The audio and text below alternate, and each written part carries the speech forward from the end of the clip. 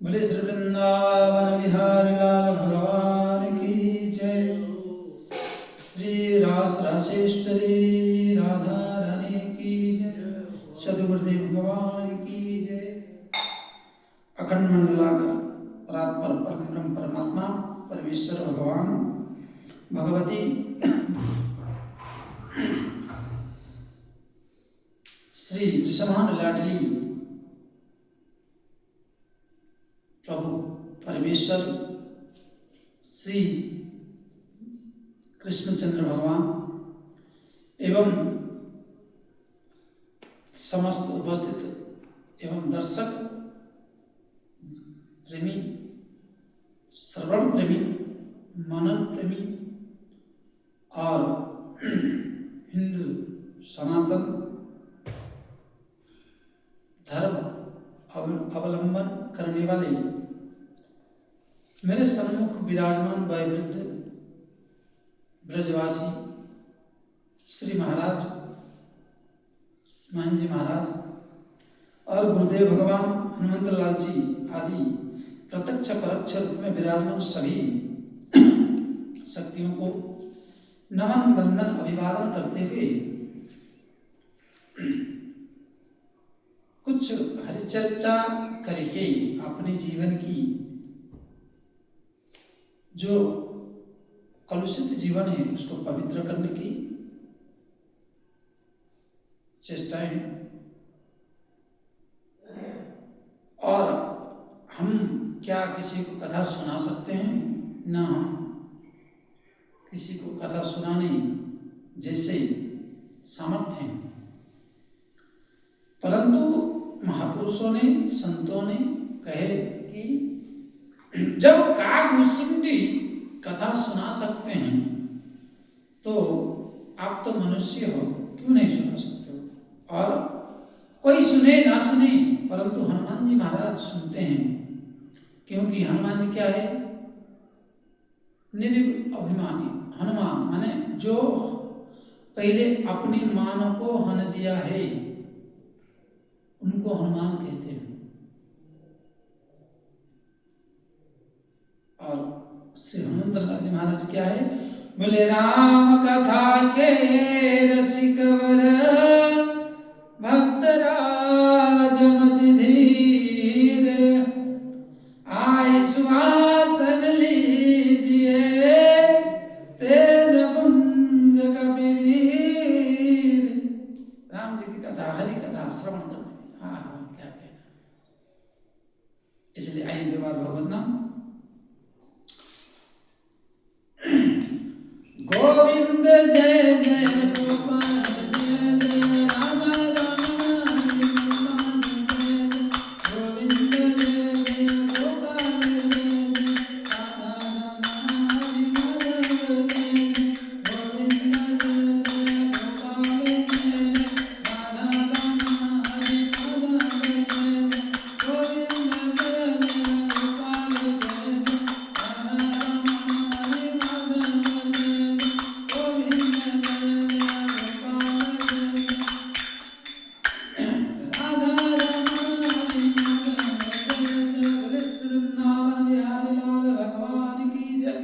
हरे नाम अमृत की जय। श्रीमद् भागवत महापुराण की जय। श्री सुखदेव जी महाराज की जय। परीक्षित जी महाराज की जय। सभी श्रोतागण की जय। जय जय श्री राधे श्याम। हमारे पूर्व प्रसंग में श्री सूत जी महाराज इस चरित्र को कलिकाल में और द्वापर के संध्यांश में इस चरित्र को लिखा गया, ये बताते हुए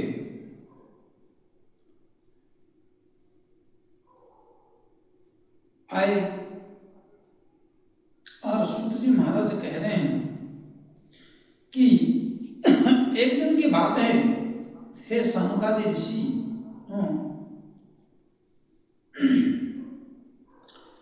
नारद जी महाराज घूमते घूमते, क्योंकि नारद जी महाराज क्या है, हमेशा कीर्तन करते रहे थे। और नारद जी महाराज का क्या है, आशा बसन व्यसन कहूँ ती नहीं, उनका खान पान रहन सहन सब कुछ क्या है, बोले कि नारायण नाम, और वो हमेशा श्रीमन नारायण नारायण हरि हरि, श्रीमन नारायण नारायण हरि हरि, श्रीमन नारायण नारायण हरि हरि, इस प्रकार गाते रहते हैं भगवान की इस पवित्र नाम का गायन नित्य निरंतर करते हैं। और बोले फायदा क्या है महाराज, बोले चारों युगों पर ताप तुम्हारा, श्री नारद जी महाराज जी का चारों युगों में इनकी ख्याति व्यक्त पूरा है, ख्याति प्राप्त महाराज जी। और बोले सर्वजन पूज्य है, ये चाहे राक्षसों में चले जाए, यक्षों में चले जाए, गंधर्वों में चले जाए, नागलोक में चले जाए, चाहे मानव में चले जाए, दानव में चले जाए, यक्ष में चले जाए, देवों में चले जाए, कहीं पर भी चले जाए।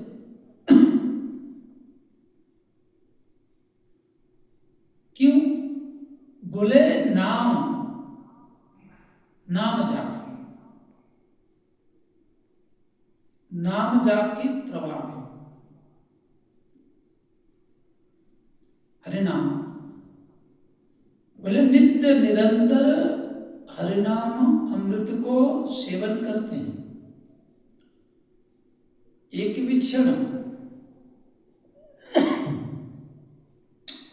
व्यर्थ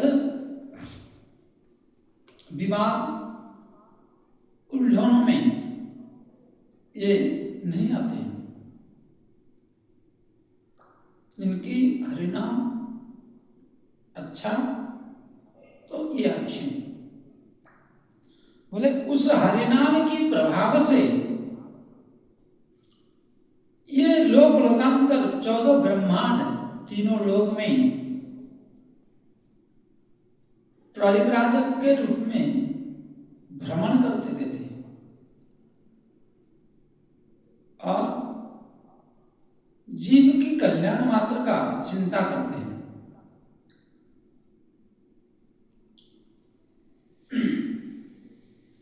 और कीर्तन करते करते सुत जी महाराज कह रहे हैं कि व्यास जी महाराज के पास पहुंच गए, जो बद्री विशाल भगवान के सानिध्य, जहां पर बद्रीनाथ विशालयम पुरी,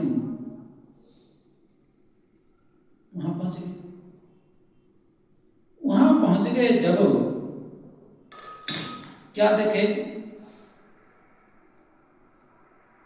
बड़ा आश्चर्यचकित हुए देखकर। बोले क्या देखे इसे जो आश्चर्य हो गई नारद जी महाराज। तो सुत जी महाराज कह रहे पराशर्यम महाभाग भादा कच्चिदात्मना परितुष्यति शरीर आत्मा मानस एव वा। व्यास जी महाराज को देखे, पराशर्य महाभागा,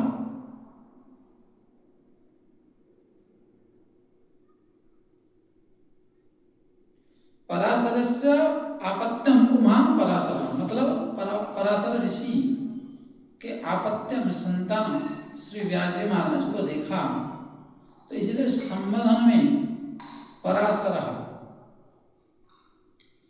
कहकर संबोधित किए, नारद संबोधन किए। और उसके बाद बोले भवतः हे महाभागा, आपकी जो मन है, जो मुखमंडल है, मुख कमल है, वो अच्छा नहीं लग रहा है।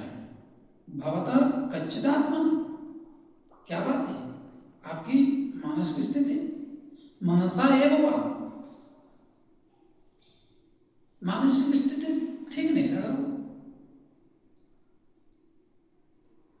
आपकी चिंता का कारण क्या है? श्री नारद जी महाराज पूछ रहे हैं।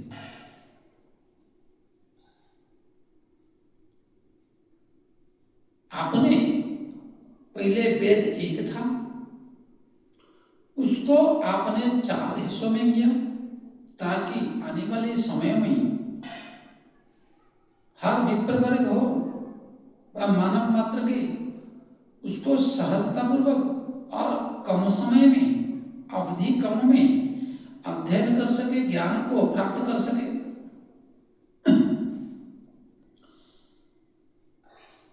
और आपने उसके बाद 6 शास्त्र का गठन किए, 17 पुराण लिखे, महाभारत लिखे। इतने बड़े विद्वान, इतने संसार कल्याण की आपने उपाय और रचना करके शिक्षा इस साधन को रखे, फिर भी न परितुष्यति, आप संतुष्ट नहीं है। भवतः न तुष्यति किम परिग्रह।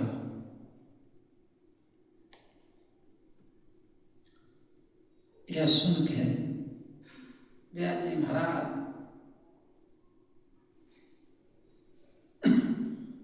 कहने लगे कि हे नारद जी महाराज, मुझे भी पता नहीं।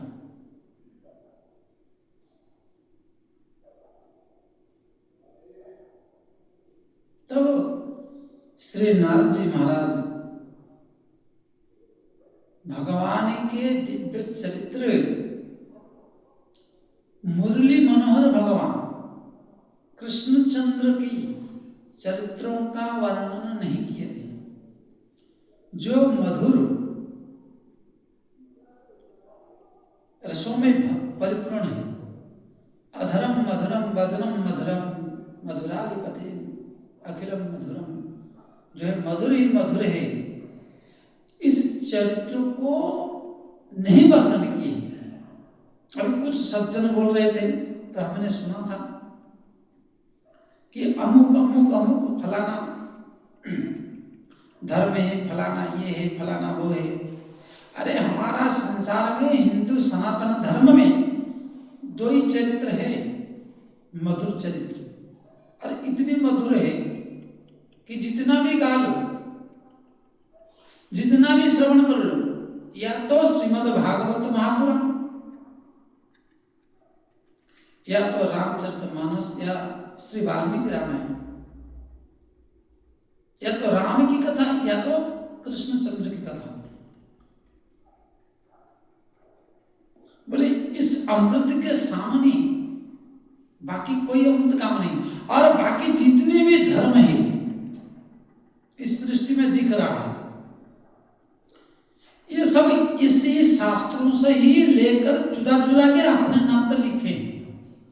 ये मैं दावा के साथ कहता हूं, इस सृष्टि में ऐसा कोई नहीं बचा है जो व्यास जी महाराज की झूठा नहीं खा रहा है।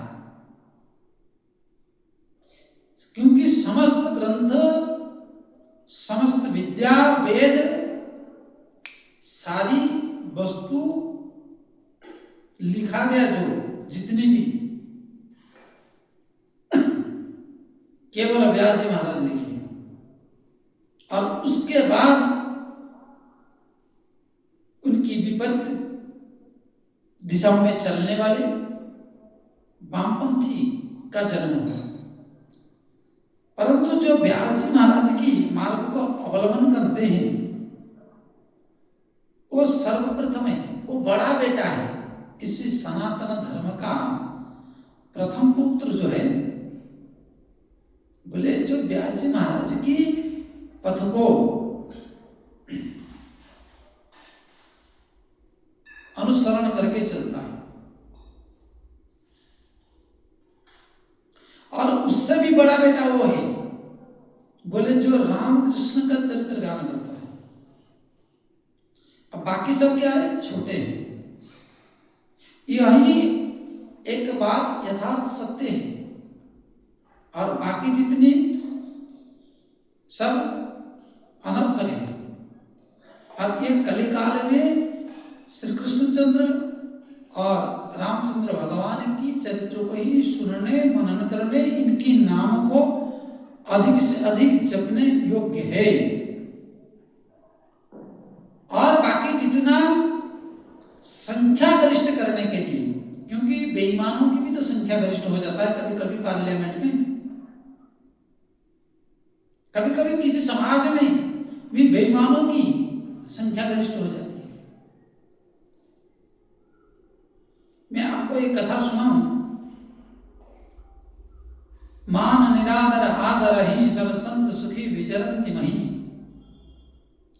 जो महापुरुषों की, जो संतों की गुणगान है, वो विचित्र क्यों हो? क्योंकि उनके जीवन में घटित जीवन है। और जो आजकल की बनावटी, मतलब बना के बोलना या किसी का कल्पना करके बोलना, वो अलग चीज है।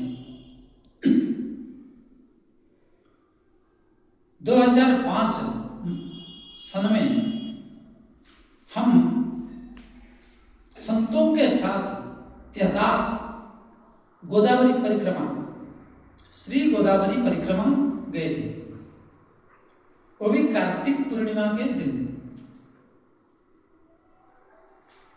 अयोध्या धाम से हम 3 महात्मा प्रस्थान किए थे, और उससे पहले श्री बाबा फलारी, योगेंद्र दास जी महाराज, सीताराम दास जी महाराज, और यह ब्रजभूमि के कोकिलावन के एक महात्मा दाऊ दयाल दास जी महाराज आदि हम गोदावरी का परिक्रमा के लिए निकले। और यह जो गोदावरी मैया की उद्गम स्थल है, उद्गम स्थान है, वो नासिक रोड, नासिक में है। और यह जाकर पांडुचेरी के आगे भद्राचलम, पांडुचेरी आदि, मतलब महाराष्ट्र, मध्य प्रदेश, ओडिशा का एक दिन बॉर्डर, और महाराष्ट्र को पार करके एमपी, एमपी के बाद ओडिशा का बॉर्डर, उसके बाद आंध्रा, इन राज्यों की सीमावर्ती होकर पार हुई है। और आगे चल के बहुत विशाल स्वरूप में गोदावरी का स्वरूप है, गोदावरी में जगह, गोदावरी गंगा का। यह रामानंद संप्रदाय के अनुसार इनकी परिक्रमा मानी जाती है। तो श्री योगेंद्र दास जी महाराज हम सबको लेकर गए थे। मुखिया उस समाज में थे, वो नेतृत्व कर रहे थे। हम 10 महात्मा थे। उस मार्ग में दक्षिण में बहुत कठिनाई, और लोगों को गांव में रुकने नहीं देते साधुओं को, क्योंकि वहां ईसाई धर्म की और वामपंथियों की, कम्युनिस्ट की प्रबल मात्रा है, जो हमारी हिंदू वैदिक सनातन धर्म का विरोधी है। तकलीफों को उठाना पड़ता है। रात में रुकने के लिए बहुत जगह ऐसा है कि थाने का आश्रय लेना पड़ा या तो थाने के पास का जगह पर ही रुकना पड़ा।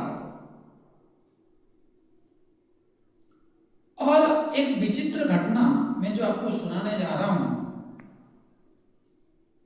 हिंदू होकर हिंदू का सपोर्ट नहीं करते, हिंदू होकर हिंदू का सपोर्ट नहीं करते, हिंदू होकर हिंदू धर्मगुरुओं का अपमान विचित करने में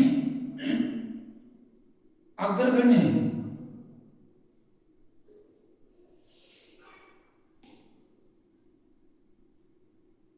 परंतु वहां एक विचित्र घटना हमने क्या क्या देखा। पैठण एक जगह है, पैठण महाराष्ट्र में। पैठण जगह में शायद तुकाराम जी का मंदिर आश्रम है। थोड़ा विस्मृत हो रहे बहुत दिन होने के कारण। तुकाराम जी जो महाराज हैं, उनकी आश्रम से थोड़ी दूर पर हम लोग रुके। और मेरा कहने का उद्देश्य है कि पैठण में प्रविष्ट होने से पहले 2 दिन पहले एक वहां मुसलमान है जो वहां मुसलमान इधर से 10 दिन तक सेवा करता है और उस साइड भी जब आएंगे वो अपनी बाइक में जाकर हिंदू धर्मगुरुओं का सेवा करता है। सेवा का मतलब यह नहीं कि 2-4 रुपया दे दिया और 9-2-11 पलटी मार लिया। उस मुसलमान की विचित्र घटना और उसकी कथन और उसकी करतूती ये दास ने देखा है। लगभग उसके साथ 20 दिन बीता है, क्योंकि इधर से 10 दिन और उधर से 10 दिन। क्या विशेषता है हमारा? जब हम पैठण में प्रविष्ट होने से पहले वह मुसलमान नए नए बर्तन जो भोजन बनाने के लिए नया बर्तन खरीद के लाए और वो इतना हिंदू संत भगवान फकीरों की दीवाना है।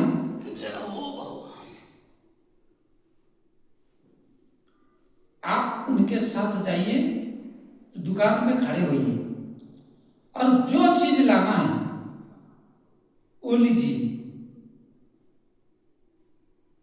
जो चीज लेना है वो लीजिए, खरीदिए। चप्पल, जूता, कपड़े, बर्तन, भांडे, आटा, दाल, चावल, सब्जी, जो भी खरीदना है।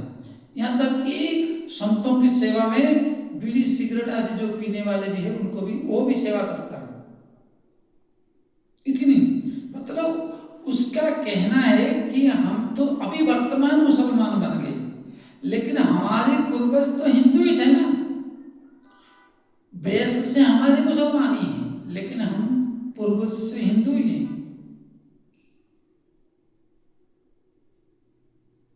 हम तो रसखान आदि का चरित्र सुने थे, लेकिन आंखों देखा मुसलमान की करतूत।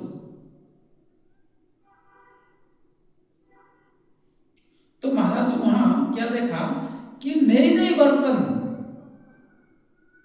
और सारे चीज उसकी गाड़ी में बैठ के जाओ और उधर से लोड करके एक टेम्पो में आपको जहां ठहरना, स्कूल हो, मंदिर हो, कहीं ठहरना ठहरो करो। और फिर शाम को एक छोटा टेम्पो कर देगा और बोलेगा कि महाराज आप चलिए, टेम्पो पहुंचा देगा। फिर ये नहीं कि यहाँ चावल 5 किलो, 10 किलो, 15 किलो इकट्ठा कर दीजिए। बोलेगा नहीं महाराज, जब आप शाम को पहुंच जाएंगे वहां मैं पहुंच जाऊंगा, वही दुकान में कर देंगे, ताकि आपके सामने शुद्धता ही रहे। नहीं तो कुछ लोग भ्रमित कर देते कि मुसलमान थूक दिया, ये कर दे। आज करते हैं, इस बात को मैं मानता हूं, थूकना मुतना आदि उल्टा सीधा कर्म कर रहे हैं। 2005 की घटना है। वो मुसलमान हिंदू फकीरों के दीवाना है और इस प्रकार वो सेवा करता था। हमने उनको पूछा कि भाई आप तो हमारी हिंदू धर्म के विरुद्ध और हमारे हिंदू भी आपको विरोध मानते हैं और आप इतना सेवा कर रहे हैं, भाई आपकी धर्म में भी। तो उसने कहा महाराज हम 5 टाइम नमाज पढ़ते हैं,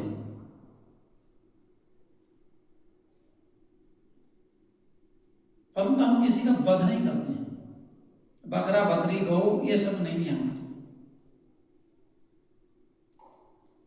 और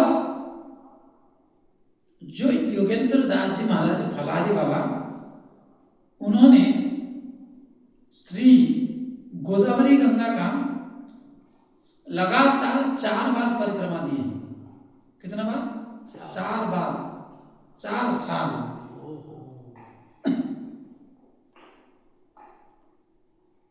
और 4 साल दिए। 4 साल में जब प्रथम साल वह मुसलमान श्री योगेंद्र दास जी महाराज जी को टकराया, मतलब मुलाकात हुआ, तो श्री योगेंद्र दास जी महाराज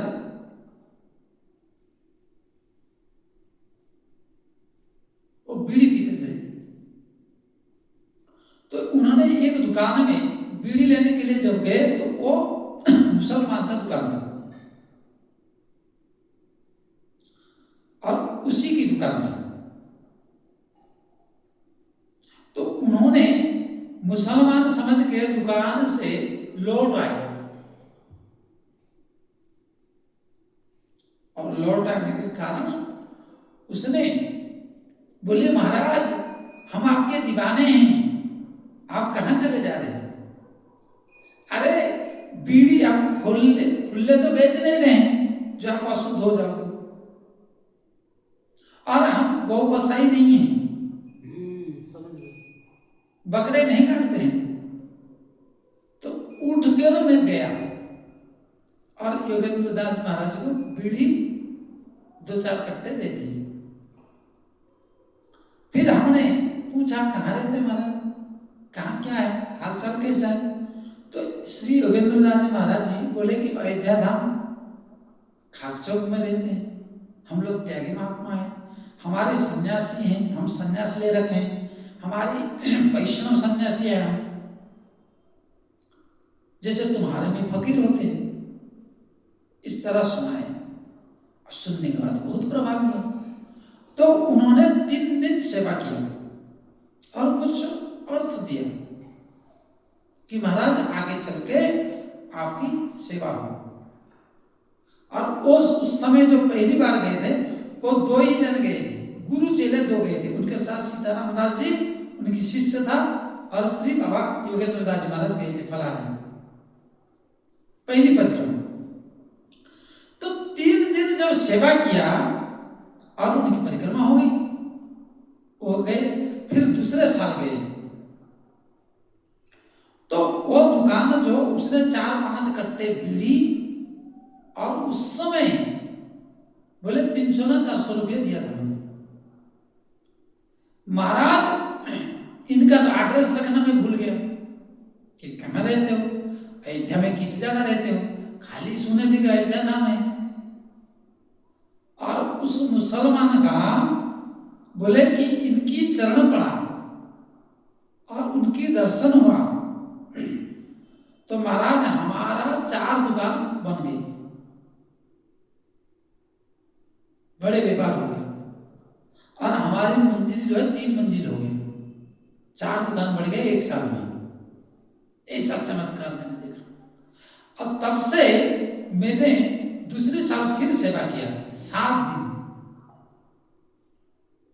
तो फिर हमारे आर्थिक स्थिति बहुत बढ़िया रहा और हम थे तीसरे नंबर पे। तीसरी परिक्रमा में दास पहुंचा हुआ था 2005 में, अर्थात वो 2, 3, 4 3, 4, 5, 5 में हम थे, तीसरी बार में, 6 में हो, चौथी बार गए। तो कहने का तात्पर्य वह मुसलमान हिंदू फकीरों की सेवा करके करोड़पति बना, आज भी है वो, और वो उनको मानता है श्री योगेंद्र दास बाबा को। और चित्रकूट आश्रम बनाने के लिए आर्थिक मदद भी उन्होंने दिया कुछ। तो आप कहोगे कि महाराज ये चरित्र क्यों सुना रहे हमको, मुसलमान हिंदू का आपने गए थे ये। मैं उन सब बातों का निचोड़ ये बताना चाहता हूं कि साधु को आशीर्वाद मांगना नहीं पड़ता। अगर साधु की सेवा दिल से कर दिए, नाम जापक की सेवा कर दिए, तो फिर महाराज आपके धन का वृद्धि होना ही होना है। पंछी के पिए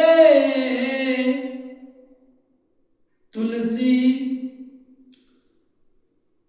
दान दिए धन घटे नहीं, जो सहायक रघुवीर।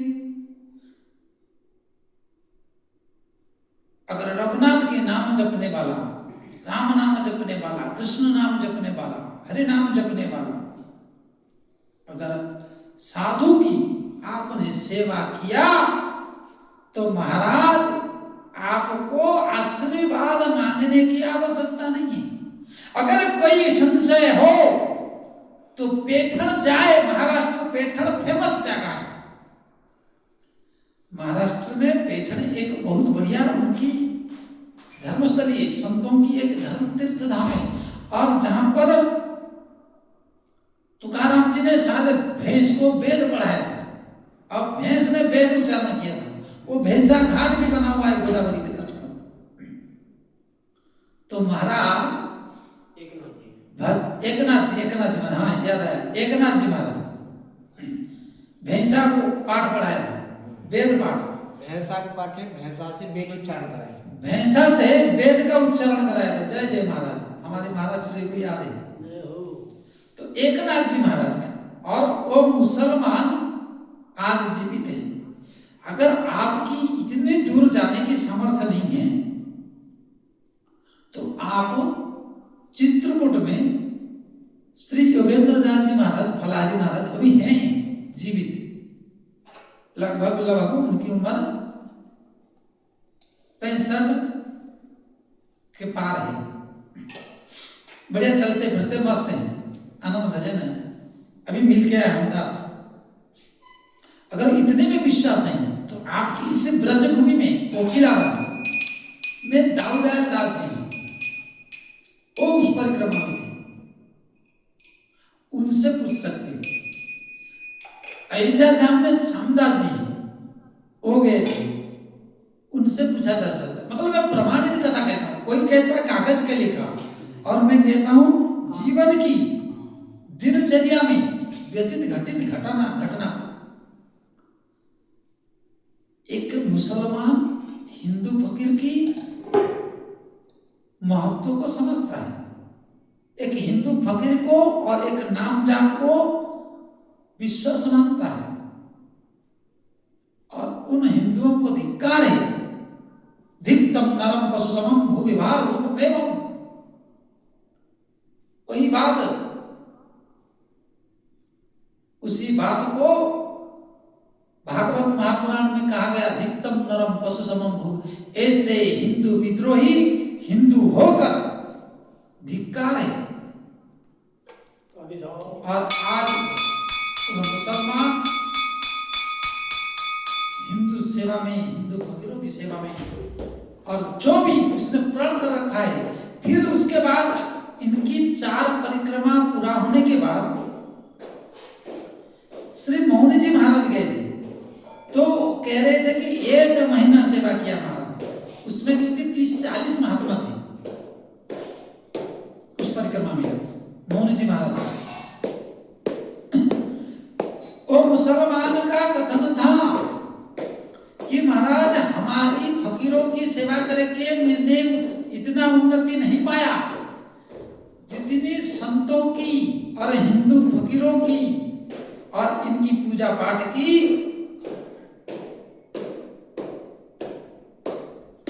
भजन की अर्चन की हर दिन।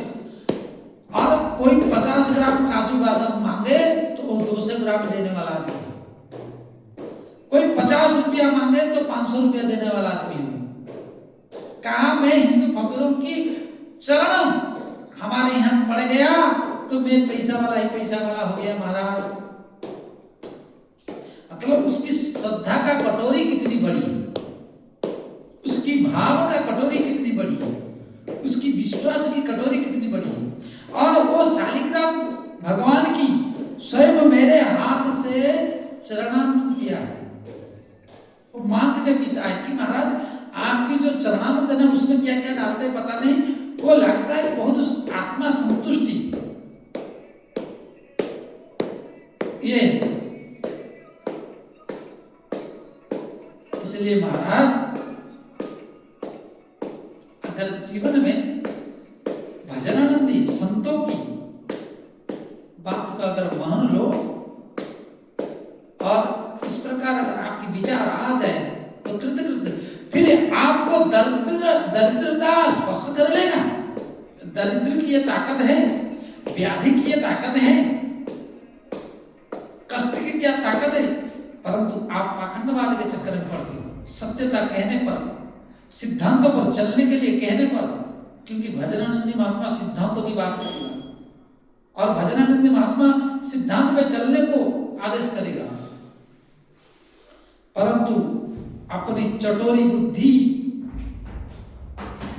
के कारण उनका तिरस्कार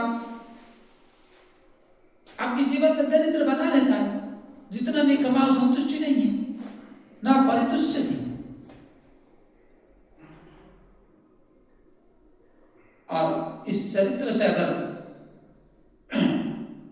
जो भी जहां हैं श्रवण कर रहे हैं मेरी बात को, और ये दास उस समय कितना 17-18 साल की उम्र था, नए नए साधु बने थे हम। ये देखा और उस परिक्रम में एक विचार अचंभा था कि श्री योगेंद्रनाथ महाराज का नियम था कि जो अधिक नाम जप करेगा, क्योंकि चलना और नाम जप करना दो ही काम रहता था, तो उसको शाम को जितनी राबड़ी खाए पाए भोजन करेगा, राबड़ी उसको दिया जाएगा। और दक्षिणा उस समय 21 रुपया बहुत होता था, उसको दक्षिणा 21 रुपया और राबड़ी दिया जाएगा पेट भर के। परंतु जो अधिक चलेगा और अधिक नाम जाप करेगा, इनकी यह शर्त था।